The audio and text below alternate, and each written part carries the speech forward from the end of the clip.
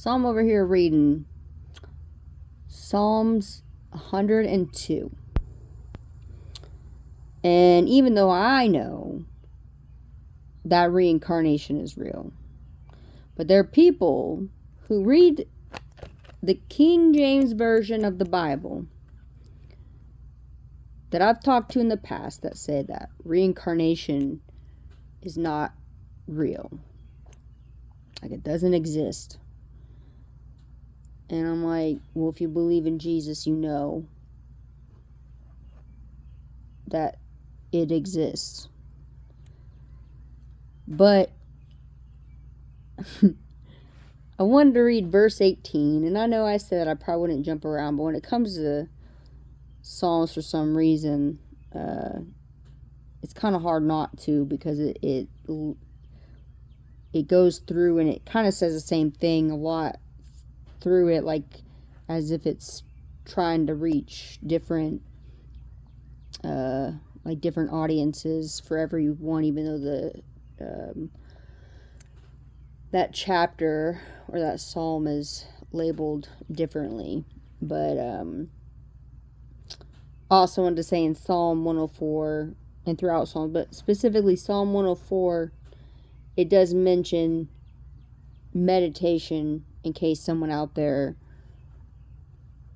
thinks that meditation is wrong and it's not in the Bible. It is.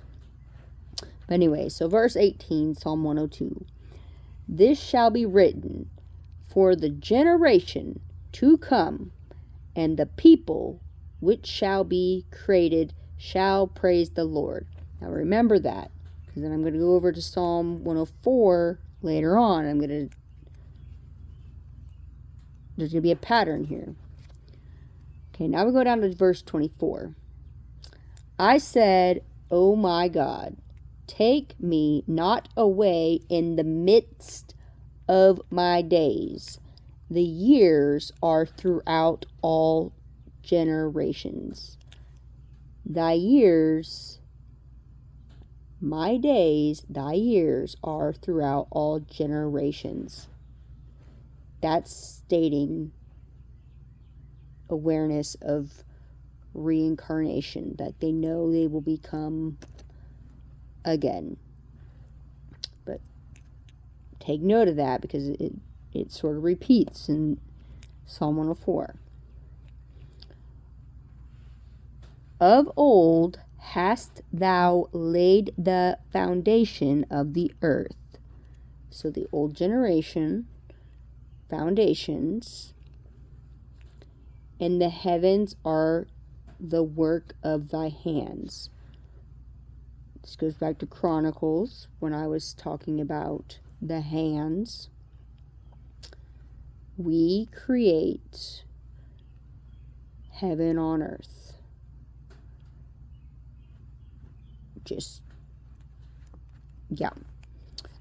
Verse 26. They shall perish, but thou shalt endure. Ye all them shall wax old like a garment. So like old people get older, they get a little frail and waxy looking, feeling. And then it goes on to say, as vesture. So vest is something you wear. You put it over your shirt, you put it over your garments to spruce it up. A vesture shalt thou change them, and they shall be changed. So whenever you leave,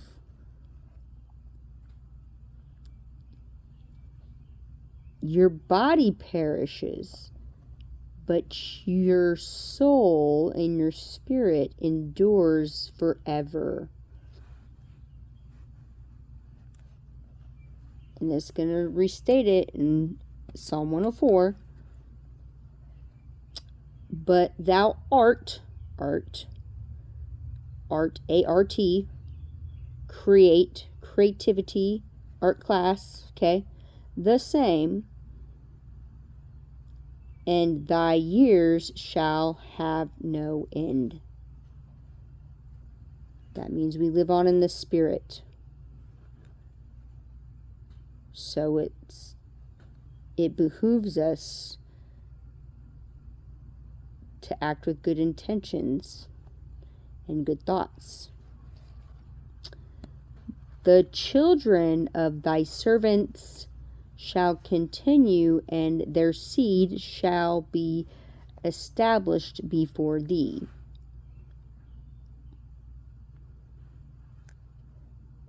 And this is the part where I have an issue, because it says servants, and yes, we're supposed to be servants, but we're not slaves.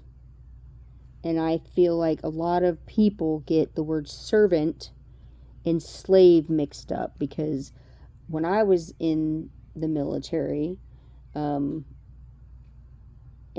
other workforce roles, I have had a very servant spirit, a very servant-like leader, because I believe in God. But people and their demons, through their generations of their bad spirits,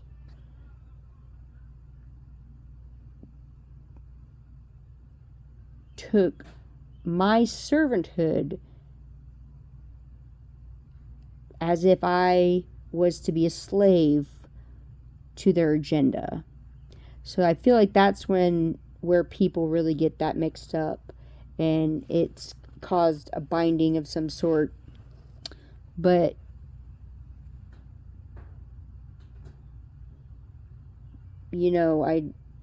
like I've said before, there's a lot of things in the Bible where, yes, a lot of the words of God, they're true in the Spirit, because a lot of the Bible is the Spirit, but it's like a puzzle, and you have to know how to read the words, and sometimes those words aren't even, there's a lot of hidden things in here, and most people look at it as a guidance for the flesh, but when you're in the Spirit, you can read the hidden, and you'll know how to decipher the words of the Spirit in the Bible, because they're not what you see. But it's kind of like you learn in English class in college, and I don't know if they teach in high school, but the information trap. So just take note. Now we're going to go over here to Psalms 104. And we're going to start with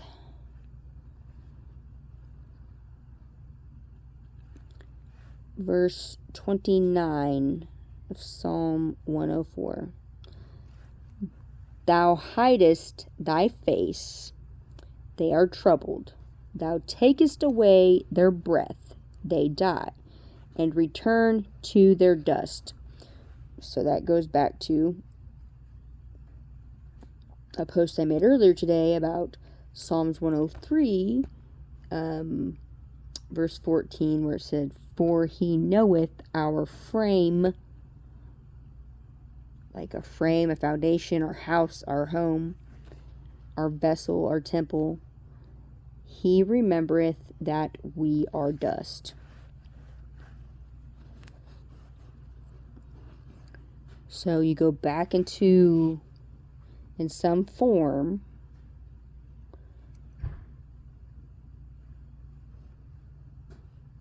you go back into the earth, and through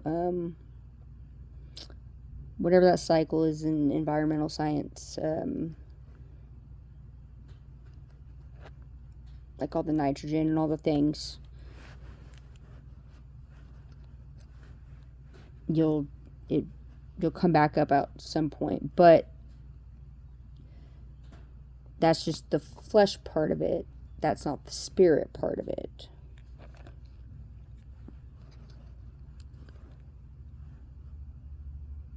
So there it says, pretty much you go back into the cosmos of sorts.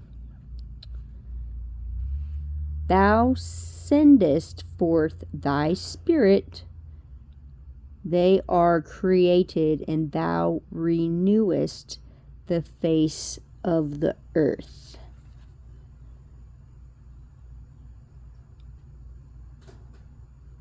So they send the Spirit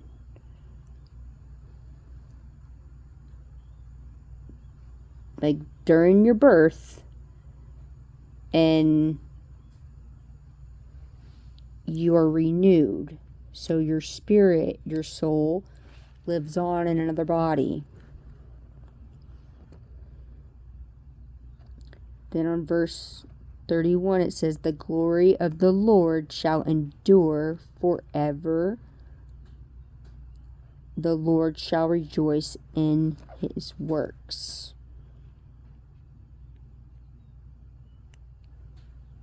So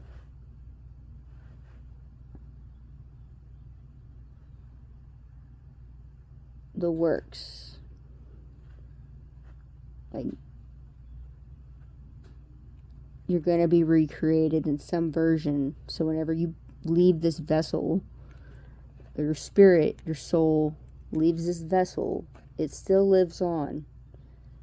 Your thoughts still live on. Even if you are soulless, your thoughts live on. And someone, somewhere, will, like they say, after there's a death and there has to be a birth. A death and a birth, a death and a birth. This is also something in the tarot. Is you have these cycles of death and birth. And the thing about the tarot is there are the ancient Egyptians, I forgot what it was. I probably should have looked it up before I even said this. But they used to have these rituals that those of the higher pure blood, they, on like a town square sort of deal, like a stage, if you will, they would, everyone would gather, and there would be a ritual done to where when someone passes, or,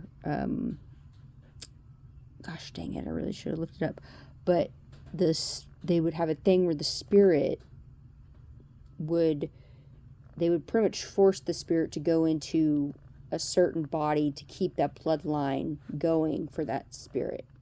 So I haven't quite found that in the Bible,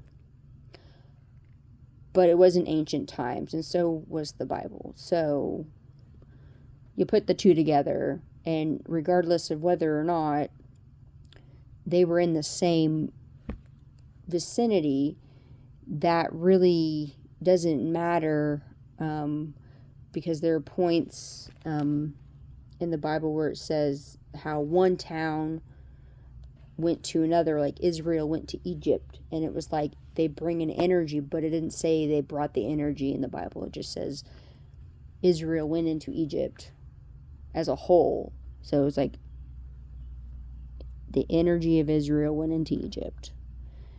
And so it was like bringing something there. So it's like when you go from one place to the other, you're bringing and sending energy.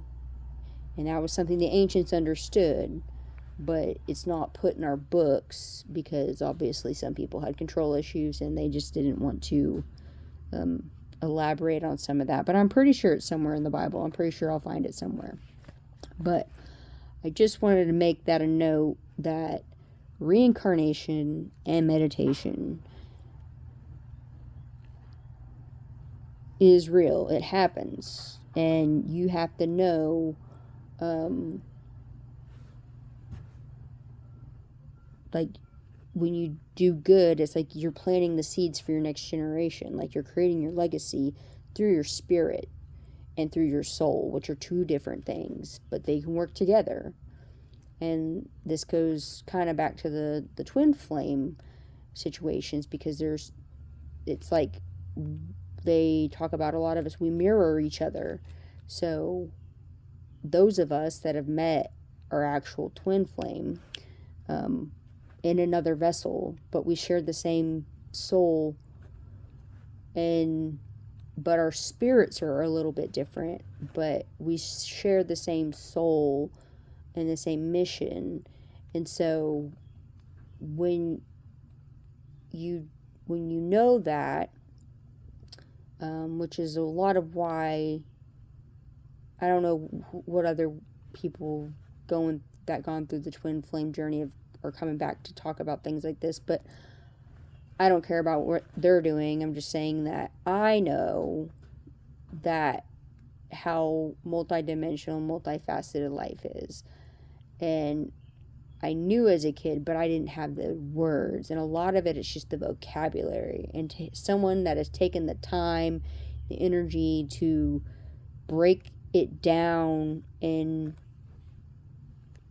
discuss the truths, because I feel a lot of people, leave the churches because it's like it's not being fed to them right. And for every generation, it's like it seems like sometimes the message doesn't ever change. And for me, that was a concern when I went to church, because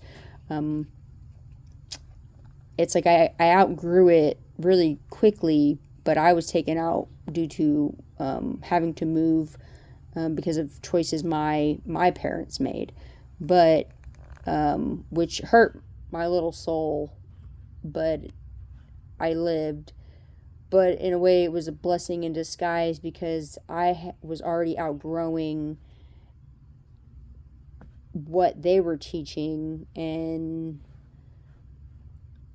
I don't know, there's just something spiritual going on there as well. But I feel like a lot of in church, like, you get this new pastor, this new minister, and everyone thinks like it has to just be in church. Well, it's not, because here in Psalms 103 verse 22, it says, bless the Lord, all his works, in all places of his dominion, bless the Lord, O my soul. So it means if you got a soul, you got a platform, you could be a minister. You don't have to go and do all the things and get the piece of paper.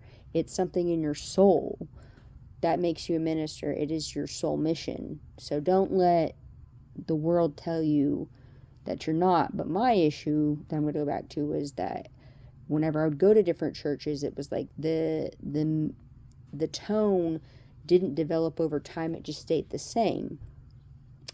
With the ministers and the priests, it just stayed the same.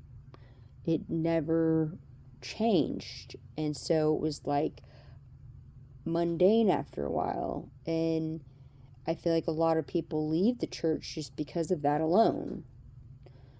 And then the gossip that happens in the church that shouldn't happen, and the cliques and all that, it's almost worse than being outside of it.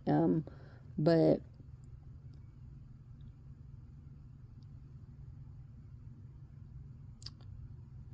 I just know that whenever I would go to church, they didn't talk about a lot of the things I talk about. And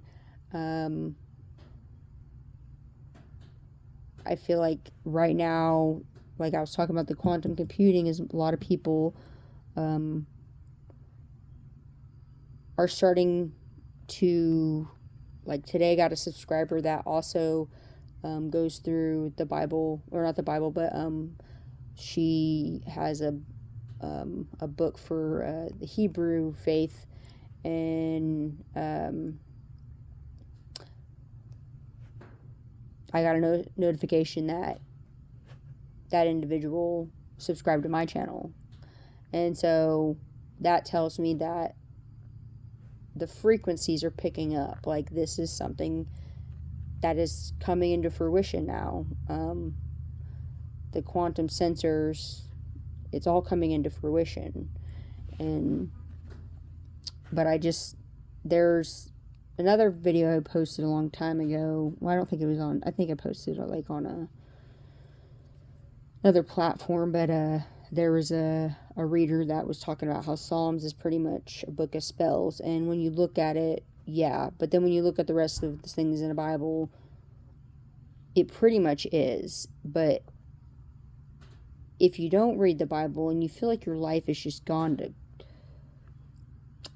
like, you just can't get it quite right, I just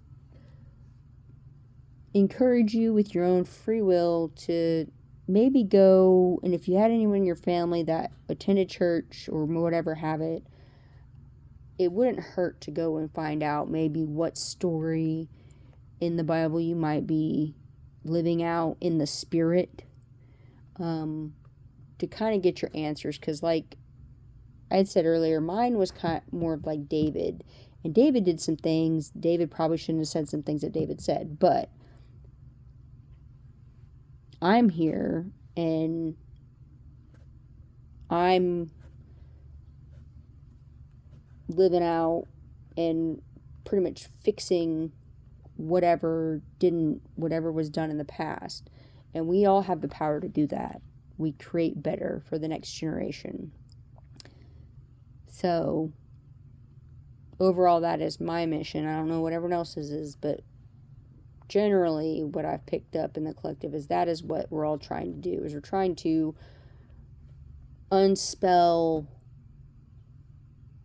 the words in the book that have been spoken to people every Sunday for generations and generations and generations. And even they change every once in a while, and there's a new version made every once in a while, and it says, it tells you not to do this and tells you not to do that. It's like, really, if you're just a good person, you follow the 10 Commandments, like, you really ain't gonna have no issues. But the thing is that there are spells in the Bible and in all the other books of faith that were written because,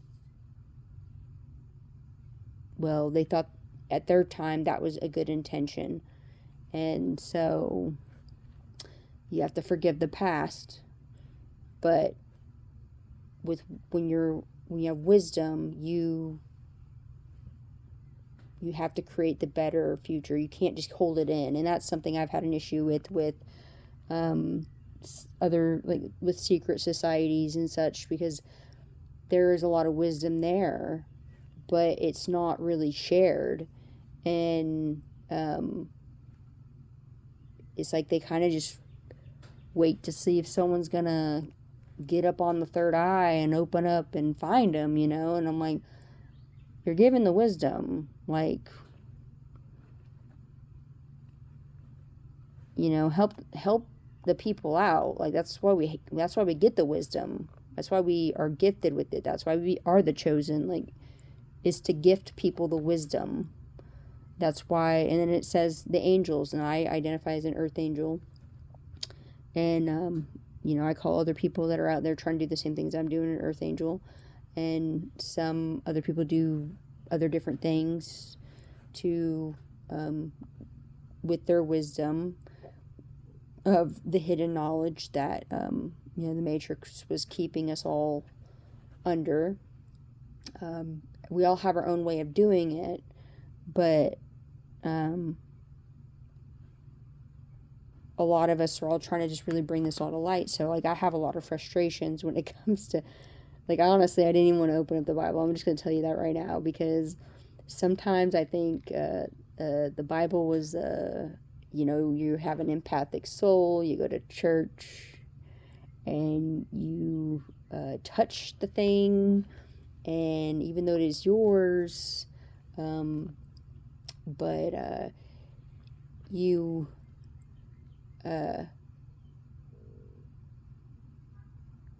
it, like, you pick up on it, like how I have like, with my hands, I can, touch things and read it without reading it. And I was like that as a kid too, and I would say that because I was like, I didn't need to read the book. I was able to open a page, and I was there, and I was just speaking about it. I just had to hold the Bible in my hand, and I was speaking the word, but I didn't have the verses or the chapter. And that's kind of what I've taken my whole life, is knowing, like, it's not always about the chapter and the title and the verse, it's about the engravings of the wisdom that's on our hearts and on our minds and our souls, and the soul's blueprint, and the experiences we have that, give the testimony of the word. And so I've tried to stay away from reading the Bible, but recently I've been called to kind of, just because of the Chronicles, to just kind of go through it a little bit more. But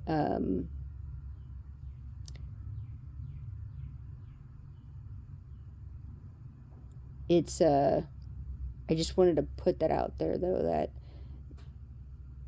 there are so many things that are hidden in one book, and then you have to wonder, why does this book exist?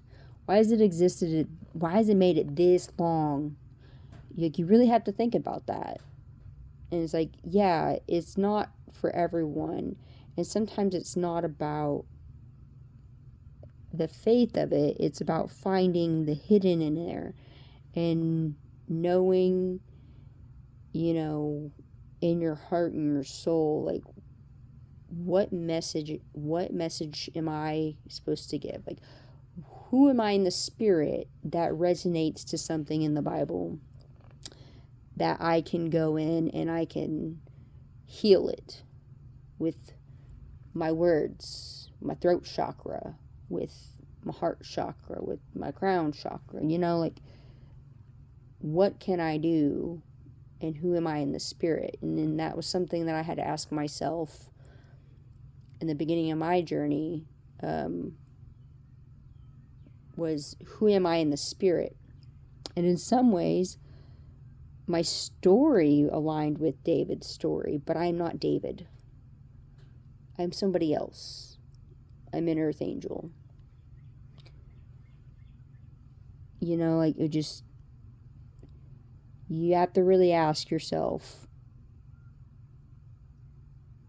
who you are in the spirit. And not everyone's going to know their purpose, but sometimes when you realize where your story's resonating, because there's another version, because of reincarnation, there's another version of you, and there's a higher version of you, which they call the higher self, and spirituality. And I didn't ever hear that being talked about in church, and I went to a few different ones.